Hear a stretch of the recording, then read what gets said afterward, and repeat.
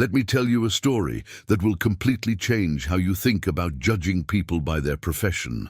My name is David Thompson. I'm 58 years old, and for the past 20 years, everyone in Manhattan has known me as the quiet server who works at some of the most exclusive restaurants in the city.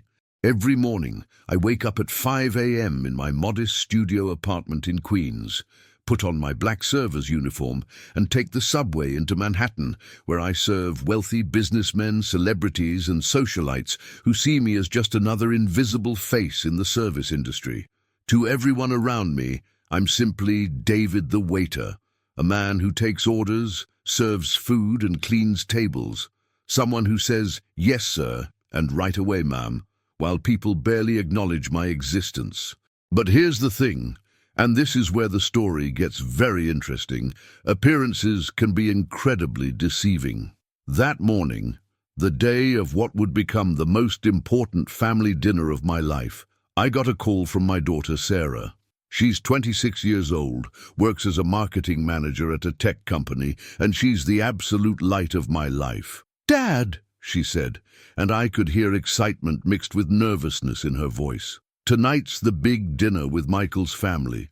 His parents are flying in from Boston, and we're going to Aurelius, one of the most expensive restaurants in Manhattan, the kind of place where a single meal costs more than most people make in a week." "That sounds wonderful, sweetheart. I'm excited to finally meet his family properly." "Dad, about that." Sarah paused, and I could hear the hesitation. "Michael's family is, well, they're very traditional, very focused on success and status.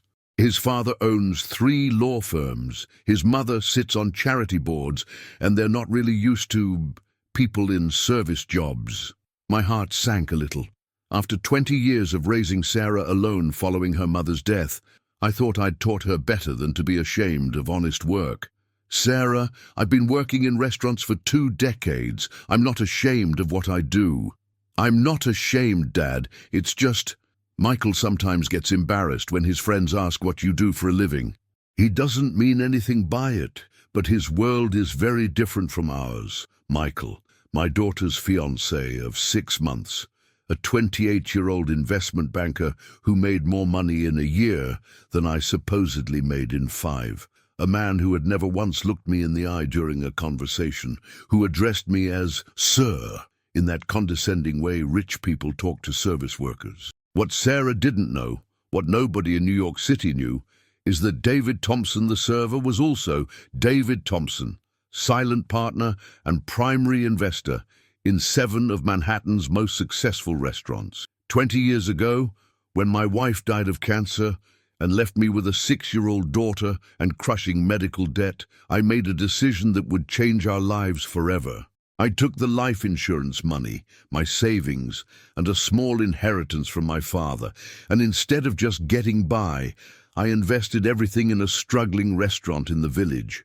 While working as a server by day to keep food on the table and pay for Sarah's needs, I spent my nights learning about restaurant management, food costs, real estate, and business development.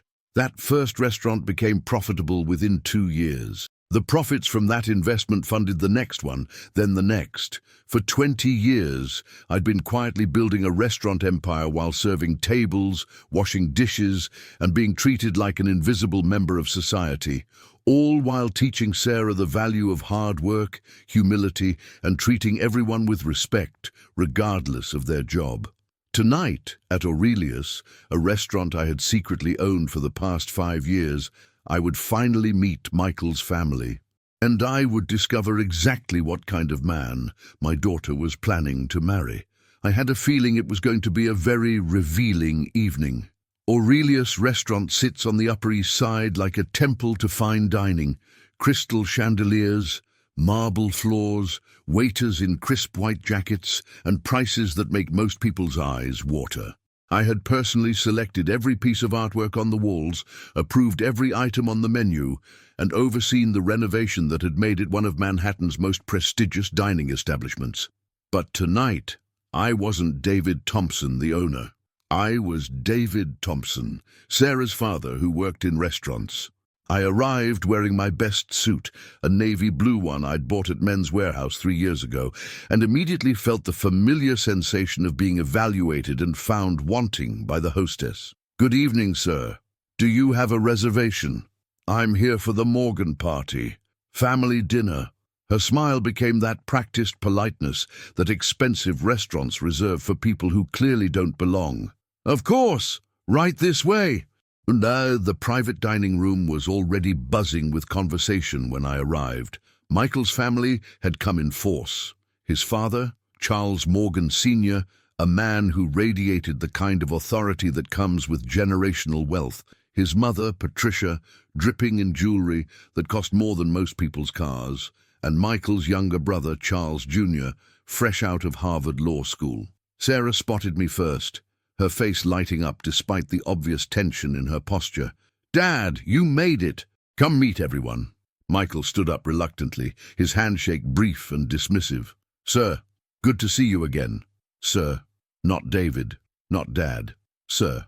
Charles Sr. approached with the confident stride of a man who had never questioned his place in the world. "You must be Sarah's father, Charles Morgan." His handshake was firm but perfunctory. "Sarah tells us you work in food service." "I work in restaurants, yes." "How noble. We've always had great respect for working people. The backbone of America, really." That phrase, working people, delivered with just enough condescension to let me know exactly where I stood in his hierarchy. Patricia Morgan glided over, her voice carrying that particular authority of someone accustomed to being the most important person in any room. "David, isn't it? How lovely to finally meet you. Michael has told us so much about Sarah's unique family situation. Unique family situation. Single father who worked for a living. Please call me Patricia. We're all family here after all." She paused, looking around the opulent dining room. "My goodness, this place is exquisite. The Morgans have been coming to Aurelius for years. Charles proposed to me at this very table, actually." I nodded politely, remembering the night 5 years ago when I had personally overseen that proposal, making sure everything was perfect for the young couple. "Have you ever been anywhere this nice before?" Patricia continued. "I imagine it must be quite overwhelming." Charles Jr. joined the conversation, his voice carrying the casual arrogance of someone who had never worked a day in his life. "Dad, you should see the wine list here. They have bottles that cost more than most people make in a month." "I'm sure David appreciates good wine," Charles Sr. said with barely concealed amusement. "Don't you, David? Though I imagine your palate runs more toward domestic varieties." And so it went throughout the evening. Every comment designed to remind me of my place, every question calculated to highlight the gulf between their world and mine. But the worst part wasn't how they treated me. The worst part was watching Sarah become smaller and quieter as the night progressed, and seeing Michael's growing confidence as he realized his family's approval of how he was handling the servant problem. You know," Michael said during the main course, his voice loud enough for the entire table to hear, "it's really admirable how some people find dignity in service work. David here has been serving for 20 years now?" "Service is important," Charles Sr. agreed. "Someone has to do the jobs that keep society running. Not everyone can be in positions of leadership." "Exactly," Michael continued, emboldened by his father's support. "I mean, someone has to take the orders and clean the tables, right? It's honest work for honest people." That's when he said it, the words that would change everything. David's always been happy being a servant. It's all he's ever known. A servant. My daughter's fiancé had just called me a servant in front of his entire family. The silence that followed was deafening. Sarah looked like she wanted to disappear into the floor. That's when I made a decision that had been 20 years in the making. I excused myself from the table and walked to the front of the restaurant, where I had a quiet word with Marcus, the general manager. "Marcus, it's time. Are you sure, Mr. Thompson?" "Completely sure. And Marcus, make sure the bill goes to table 7 in the private dining room, all of it." B. When I returned to the table, the Morgan family was deep in conversation about their upcoming vacation to their house in the Hamptons. "Sorry about that," I said, taking my seat. "Just needed to handle something." "Of course," Patricia said with that patronizing smile. "I imagine you're not used to restaurants this formal, all those rules and protocols." "You'd be surprised what I'm used to, Mrs. Morgan." "D." That's when Marcus approached the table with the check presenter, a leather folder that in restaurants like Aurelius usually contains bills that make grown men weep. "Excuse me," Marcus said, his voice carrying the formal tone of high-end service. "The bill for this evening." Charles Sr. reached for it confidently. "Of course, dinner's on us tonight. Consider it a welcome to the family gesture." He opened the leather folder, glanced at the number, and his face went completely white. There must be some mistake." "What's wrong, dear?" Patricia asked. Charles Sr. stared at the bill like it might catch fire. This says $3,147. The table went silent. Even by Aurelius standards, that was an expensive meal for 6 people. "With wine pairings and the chef's special selections," Marcus explained calmly, "plus the private dining room fee for the evening." Michael grabbed the bill from his father, his face turning red as he read the itemized charges. "This is insane! We didn't order half this stuff." "I'm afraid there's been some confusion," Charles Sr. said, his voice tight with barely controlled panic. "Perhaps we should speak with the manager." That's when Marcus smiled, the same professional smile I'd taught him years ago. "Actually, sir, there's no need. The bill has already been taken care of." "What do you mean?" Patricia asked. "I mean, someone has already paid the entire amount, including a 25% gratuity for the staff." Charles Sr. looked around the table in confusion. "Who? None of us have paid anything." Marcus looked directly at me, and I nodded slightly. "The gentleman who paid for your evening," Marcus said clearly, "is Mr. David Thompson." The silence that followed was deafening. "I'm sorry," Michael said slowly. "David? Our David? The waiter?" "Actually," Marcus continued, his voice carrying across the now silent private dining room, "Mr. Thompson isn't just any customer. He's the owner of Aurelius Restaurant." And that's when the Morgan family's world completely fell apart. The silence that followed Marcus's announcement was so complete you could have heard a pin drop. I watched as the information slowly processed through each member of the Morgan family, their faces cycling through confusion, disbelief, and dawning horror. Charles Sr. was the first to speak, his voice barely a whisper. "Owner?" "Yes, sir," Marcus confirmed, pulling out his tablet. "Mr. Thompson has owned Aurelius for 5 years. Would you like me to show you the business registration?"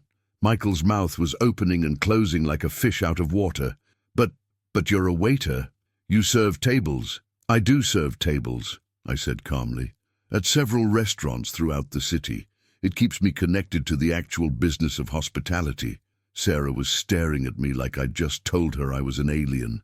"Dad, what is he talking about?" This was the moment I'd been both dreading and anticipating for 20 years. "Sarah, sweetheart, there are some things about your old man that you don't know." Marcus discreetly placed a folder in front of me, the same kind of leather portfolio that had just contained their bill, but this one contained documents that told a very different story about David Thompson. I opened the portfolio and pulled out the first document. "This is the ownership certificate for Aurelius Restaurant. Purchase price $2.3 million, paid in full in 2019. Patricia grabbed the document, her hands shaking slightly. This can't be real." "It's very real. Aurelius was actually my 5th restaurant purchase." I pulled out more documents, laying them on the table like cards in a poker game where I held all the aces. "Romano's Bistro in the Village, where I got my start 20 years ago. Purchase price, $800,000. Current value, $4. $2 million. The Golden Swan on the Upper West Side, Bella Vista in Soho, Coastal Kitchen in Tribeca, Harbor Lights in Battery Park, and my newest acquisition, Skyline in Midtown." With each document I placed on the table, the Morgan family seemed to shrink a little more. Michael was shaking his head frantically. This is some kind of joke, right? Michael, I said quietly, my total net worth, according to the latest business valuation, is approximately 47 million. The number hit the table like a bomb. But more importantly, I continued, standing up slowly, I've spent 20 years teaching my daughter that a person's worth isn't measured by their bank account. That respect should be given to everyone, regardless of their job. I looked directly at Michael. And you've spent this entire evening proving that you understand none of those values. Sarah finally found her voice. Dad, why didn't you tell me? Because I wanted you to become the woman you were meant to be, not the woman money would have made you. I wanted you to marry someone who would love you for who you are, not for what your family could give him. I gestured toward Michael, and I wanted to see if the man you chose would treat a restaurant server with the same respect he'd show a restaurant owner. Michael tried one last desperate attempt. Sir, Mr. Thompson, I can explain. I was just nervous meeting the family. I didn't mean... Michael, I said gently, the fact that you're calling me sir now instead of David tells me everything I need to know about who you really are. Sarah stood up slowly, her chair scraping against the marble floor. Dad, I need to understand this, all of it. Over the next hour, I explained everything. The life insurance money, the first restaurant investment, 20 years of building an empire while living humbly to teach her values. But Dad, I worked 3 jobs in college. I've been paying off student loans. You let me struggle when you could have... Sarah, do you remember your senior year when you wanted to go to that expensive summer camp? I had to work all summer to earn half the money. And what did you learn at that camp? Sarah's expression changed as the memory came back. I met kids who had everything handed to them. Kids who treated the staff like servants. I came home early because I realized I didn't want to be like them. She looked around the table at the Morgan family. Kids exactly like the people I'm sitting with right now. Michael flinched. Sarah, you can't mean that. You called my father a servant, Michael. You agreed that some people are meant to take orders. You've spent 6 months being embarrassed by the man who raised me. Sarah pulled off her engagement ring and placed it on the table next to the pile of restaurant ownership documents. Sarah, what are you doing? Michael's voice was rising in panic. I'm realizing that I almost married someone who would treat my father like a servant when he thought he was poor, and like royalty when he found out he was rich. But Sarah, I love you, do you? Because for 6 months, you've been asking me to minimize my father, to be embarrassed by our family. Sarah turned to me. Dad, I'm so sorry. I'm sorry I let them treat you that way. I'm sorry I was embarrassed. Sweetheart, you weren't embarrassed of me. You were embarrassed of what you thought our circumstances said about us. Patricia Morgan, who had been calculating this new information, suddenly changed her tone completely. David, surely we can move past this misunderstanding. You're obviously a very successful businessman. The Morgans would be honored to welcome you into our family. Mrs. Morgan, I said calmly, 5 minutes ago you were suggesting I might not understand formal protocols. Now you want to welcome me into your family. What changed? Well, we simply didn't understand your position. My position as a human being should have been enough. Sarah was watching this exchange with growing clarity in her eyes. Michael, do you understand what just happened here? Sarah, baby, your father is successful. This is good news. This isn't about money. Sarah's voice rose. This is about the fact that you treated my father like garbage because you thought you could get away with it. She stood up and took my arm. Dad, can we go home? I want to understand why you made these choices. As we prepared to leave, I turned back to the Morgan family one last time. The bill is paid. The lesson is free. What you do with it is up to you. Walking out of Aurelius, with my daughter's arm in mine, I felt like I'd finally completed the job I'd started 20 years ago. Back in our small Queens apartment, Sarah and I talked until dawn. She had so many questions about the restaurants, about my choices, about why I'd kept everything secret. Dad, there were times when I was so stressed about money, when I almost dropped out because I thought we couldn't handle the financial pressure. That hurt. Because there had been times when I'd watched her struggle and wanted desperately to just solve all her problems. Sarah, do you remember that night sophomore year when you called me crying? Yes. And what happened next? I went to the financial aid office and found programs I didn't know existed. I got that library job that helped me study while I worked. I graduated summa cum laude. Would you have fought that hard if you'd known there was a safety net? Probably not, she admitted. I showed her documents she'd never seen. Her college fund with $847,000, scholarship programs I'd funded, community meal programs our restaurants ran during crises. Dad, you've been like a secret philanthropist this whole time. I've been trying to use success to help people, not to elevate myself above them. This isn't about the money, is it? This apartment, the simple life, working as a server. It's all been intentional, every bit of it. I wanted to raise you to be a good person who happened to have access to money when you were ready for the responsibility. And Michael isn't ready for that responsibility. Michael proved tonight that he judges people by their bank accounts, not their character. Sarah nodded. I can't marry someone who thinks other people are beneath them. Over the following weeks, the Morgan family made increasingly desperate attempts to contact us. Michael's messages evolved from apologies to bitter accusations. Charles Sr. even tried veiled legal threats, but something better was happening. Sarah had asked to learn the restaurant business from the ground up. Sarah started working at Romano's Bistro as a trainee server. I watched her learn every job, treat every customer with respect, and earn the genuine admiration of our staff. Dad, I love this work, she told me after her first month. I helped a family celebrate their daughter's college acceptance, and I served lunch to construction workers who thanked me for keeping their coffee full. What did you learn? That how people treat servers says everything about their character, and that sometimes showing kindness to rude customers can actually change them. Sarah had an idea that would define our future together. Dad, what if we created a restaurant that provides job training for people getting back on their feet, people transitioning out of homelessness or prison? It came from meeting James, a formerly homeless man who had saved for weeks to thank his caseworker with dinner at Aurelius. He apologized for not knowing which fork to use, Sarah said, but he was so grateful, so hard-working. He just needed someone to give him a chance.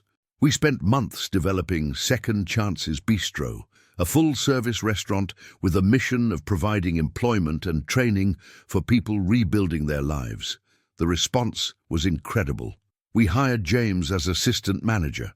We brought in social workers, partnered with city agencies, and created a model that other businesses could replicate. Even Michael called to apologize and offer help. David, I've been seeing a therapist about my attitude toward people. Losing Sarah was the best thing that happened to me because it forced me to look at who I really was. And who are you now, Michael? Someone trying to become the kind of man who would defend a server's dignity just as fiercely as he'd court a millionaire's favor. Those were almost exactly my words to Sarah months earlier. I'm working at a legal aid clinic now, Michael continued, helping people who can't afford lawyers. I make a tenth of what I used to, and I've never been happier. Sarah agreed to let Michael volunteer legal services for Second Chances participants, but only after proving himself for 6 months. Second Chances Bistro became more than a restaurant. It became a movement. Our first graduates included James, who had gone from homeless to assistant manager, Maria, a single mother who was starting college, and David, who had reconnected with his daughter during addiction recovery. But the real success was how it changed everyone involved. Customers came not just for food, but to support our mission. Other restaurants asked to replicate our model. The city wanted to expand the program. Mr. Thompson, James said one day, when I was homeless, I felt invisible to people like the customers here. Now I realize my value has nothing to do with what I can afford. It's about what I contribute. Michael had proven himself too. His legal work had removed barriers for dozens of our participants, and he genuinely changed his attitude toward service workers. I'm not asking for Sarah back, he told me. I'm just grateful you taught me what kind of man I want to be." 1 year after that disastrous dinner, we were back at Aurelius for a celebration. This time, the private dining room was filled with Second Chances graduates, their families, and supporters. James stood up to address the group. "A year ago, I was sleeping in a shelter with no prospects. Tonight, I'm managing a restaurant and training new employees, not because someone felt sorry for me, but because someone believed in me." The graduates presented us with business plans for opening their own Second Chances restaurants in different neighborhoods. "We want to expand the model," Maria explained. "Use what we learned to help others the way you helped us." As I looked around that table at 12 people who had transformed their lives through hard work and mutual support, I realized that the most expensive dinner of my life had led to something priceless. We hadn't just created a restaurant. We had created a community of people committed to lifting each other up. David, Marcus, our general manager, approached the table. "Tonight's dinner has been taken care of by Mr. and Mrs. Henderson, long-time customers who wanted to support the program." He handed me a note. "We've been coming to Aurelius for years, but when we learned about Second Chances, we realized we'd been witnessing something more valuable than excellent dining, the power of human potential." Sarah smiled. "Dad, we've created something that's changing how customers think about business. People aren't just buying food, they're investing in values." As we prepared to leave, I thought about the journey from that humiliating dinner to this celebration. "Sarah, do you know what I'm most proud of?" "What?" "Not the restaurants, not the money, not even the Second Chances program." "Then what?" "I'm most proud that I raised a daughter who chose to use her inheritance to create opportunities for others, rather than to elevate herself above them." 6 months later, the Second Chances model had expanded to 12 restaurants across 3 states. Each one was owned and operated by program graduates who were creating opportunities for others facing challenges. James had opened New Beginnings Cafe in Brooklyn. Maria was running Hope Kitchen while finishing her business degree. David had started Recovery Restaurant that specifically hired people in addiction recovery, but the real victory was more personal. Sarah had become the leader I'd always hoped she would be, someone who understood that privilege comes with responsibility, that success means service, and that true wealth is measured by lives changed. "Dad," she said one evening as we reviewed expansion plans, "I understand now why you kept the secret for so long. Tell me." "Because if you'd revealed your wealth from the beginning, I might have become someone who expected respect because of money rather than earning it through character." "And Michael's become someone who uses his law degree to help people instead of enriching himself. He's still volunteering with our program participants." "Any regrets about ending that engagement?" "None, because I learned that the right person will love you for who you are, not what your family can provide." 2 years after that life-changing dinner, I was standing in the same Aurelius dining room where I'd been called a servant. But this time, I was hosting the Second Chances annual gala, a fundraiser that brought together business leaders, community members, and program participants. The crowd included everyone from Wall Street executives to former homeless individuals who were now successful restaurant owners. But what struck me most was how naturally they all interacted, not as separate classes, but as people who understood that everyone has value. "Ladies and gentlemen," Sarah addressed the crowd, 2 years ago, my father was humiliated in this very room for working as a server. Tonight, we celebrate the understanding that serving others is the highest calling of all." She gestured to our program graduates scattered throughout the room. "These individuals prove that given opportunity and respect, anyone can transform their life. They also prove that businesses can be profitable while serving their communities." As the evening concluded, James approached me with a final surprise. "Mr. Thompson, all the Second Chances restaurant owners took a vote. We want to establish the David Thompson Foundation to expand this model nationwide. James, that's incredibly generous, but, sir, you taught us that success means obligation. We're succeeding, so now it's our obligation to help others. I looked around the room at these remarkable people who had gone from society's margins to business ownership in just 2 years. You know what the most expensive dinner of my life really cost me? I asked Sarah as we walked home.